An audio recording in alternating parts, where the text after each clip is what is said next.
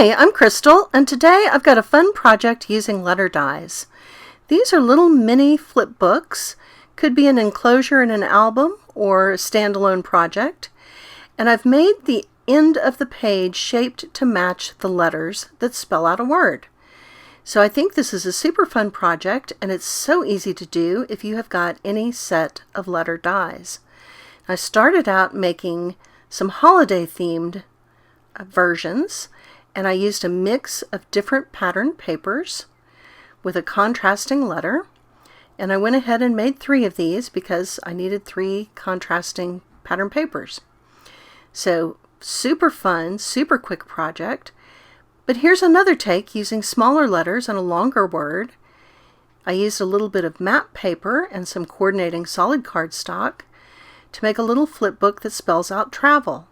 I think this would be a fun enclosure in any holiday album or a fun standalone project.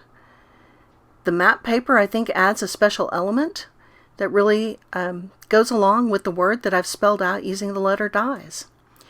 Now this process is very easy. It uses partial die cutting to make the end of the page shaped to match the letters that you've used to spell out the word. So to do this, let's take some plain cardstock for our sample. You're going to start by cutting some pages in different lengths because of course you want the left edge of this book to match up, and you'll want to go ahead and cut your letters. So in this case I'm spelling out the word joy. I've cut out the letters for joy. I've got my 3 pages of differing lengths, and those measurements are in the description box. And then I'm going to use the same letter dies and partial die cutting to shape the end of the page. So to do this, all you need to do is this one trick. You're going to take the letter die and put it at the very end of the page, and then you're going to cover the letter die with only part of the top plate. So I've got my die taped down, I've used the magic mat to line it up so the page is straight, and I'm only covering the outside half of the letter with the plate. So the inside half of the letter won't cut, but the outside half of the letter covered with the plate will cut. So once I've got my sandwich built, I'm just going to crank that through the die cut machine, and you can go forward or backward. If you find it too hard to go through the machine forward this way, you can always put it on the other side and crank backward. And that's all it is. That's all it takes to do this partial die cutting. So again, I'm just covering the outside edge of the die with the plate. So only the part of the die covered by the plate will be cut, and the part of the die not covered by the plate won't cut. So that's going to shape the end of the page.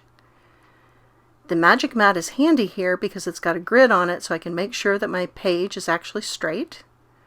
And I think the tape is key to hold the die down.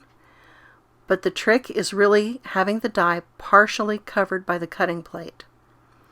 So cover up just part of the die, cut out just part of the die.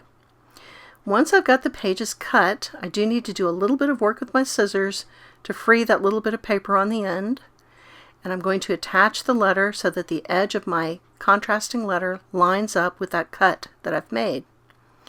But that is really all there is to making this little book.